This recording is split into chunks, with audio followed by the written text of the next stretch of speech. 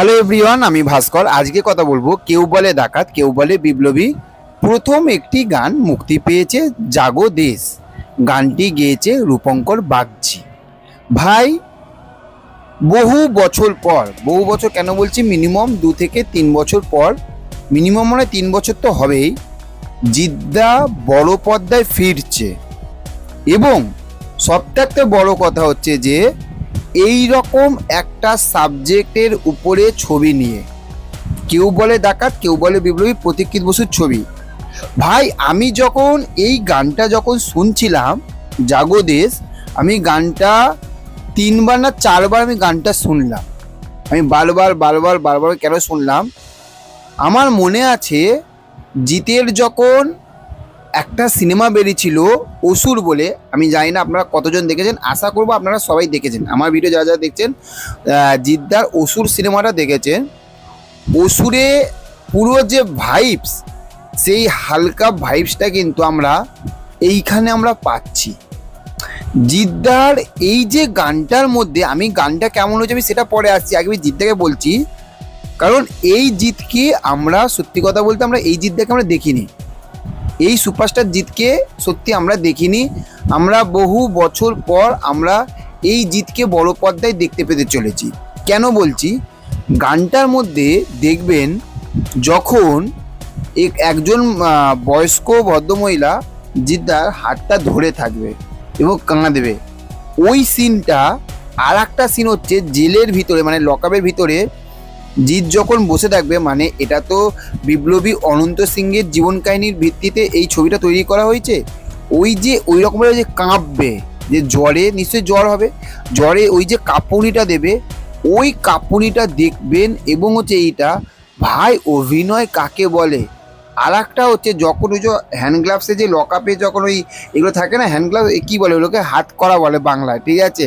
তো hand club নাকি কি, যাই হোক, আপনারা কমেন্ট করবেন। ওই হাত করা যে চাবিটা এইরকমভাবে যখন পুলিশের গায়ে যখন ছুঁড়ে এইরকমভাবে যখন ফেলে দেবে, ঠিক আছে, ফেলে যখন ওই লকআপটার মধ্যে এইরকমভাবে যখন দাঁড়িয়ে থাকবে, ওই সিনটা। এবং আর একটা হচ্ছে, একটা মেয়ের এরকম মাথায় হাত দিয়ে থাকবে, আর ওইখানে একটা ওল্ড লুক, একটা বয়স্ক লুক, ওল্ড এজ লুক কিন্তু আমরা এটা দেখতে পাবো। হালকা, বিশাল যে বয়স হয়ে গেছে তা না, হালকা একটা বয়সের লুক আমরা দেখতে পাবো এইটার মধ্যে। ভাই, কতগুলো লুক দিয়েছে এই একটা গানের মধ্যে। এবং জাগো দেশ, এবার আমি গানটাতে আসছি। ভাই, রূপঙ্কর বাগজি ফাটিয়ে দিয়েছে, সিরিয়াসলি বলছি, রূপঙ্কর বাগজি পুরোপুরি ফাটিয়ে দিয়েছে গানটা। আমার মনে আছে আমি দেবের বাঘাযতীন আমি যখন দেখেছিলাম, ওই রকম একটি স্বদেশ নিয়ে একটা গান এসেছিল, ওই গানটার থাকতো, আমি সত্যি মন থাকতে বলছি, ওই গানটার থাকতো এই গানটা তুখর হয়েছে। এই গানটা তুখর, গানের লাইনগুলো কি, লিরিক্সগুলো কি হয়েছে, এবং রূপঙ্করের গলায়, রূপঙ্কর বাগজির গলায় গানটা দারুণ মানিয়েছে। ওই যে রিদিম, ওই যে বিটগুলো যেগুলো পড়ছে, ঠিক আছে, আপনি জাস্ট শুনবেন প্রথমে গানের লাইনগুলো, তারপরে ব্যাকগ্রাউন্ডের সাউন্ডটা, বিটটা যখন পড়ছে একসঙ্গে, পুরো যে মহলটা যেটা তৈরি করেছে জাগো দেশ, ভাই পুরো ফাটিয়ে দিয়েছে। এক কথায়, সত্যি কথা বলতে, কেউ বলে ডাকাত কেউ বলে বিপ্লবীর প্রথম গানেই ছক্কা মেরে দিয়েছে, প্রথম বলেই ছক্কা।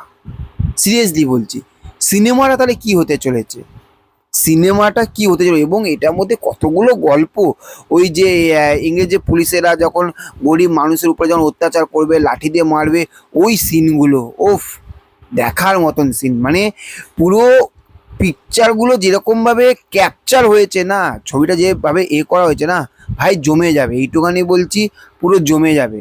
14 তারিখ, 14ই আগস্ট বড় পর্দায় মিনিমাম 4 উইক হাউসফুল থাকবে, এইটুখানি বলছি। অ্যাকচুয়ালি এটা একটা ভাই সিনেমা হচ্ছে, অ্যাকচুয়ালি এই সিনেমাটা তার গল্প থাকবে, যতটুকু আমরা বুঝতে পারছি। আপনাদের কেমন লেগেছে গানটা সেটা কমেন্ট করে জানাবেন। দেখা হচ্ছে পরবর্তী ভিডিওতে, ভালো থাকবেন। Okay, thank you, have a nice day, tata, bye by.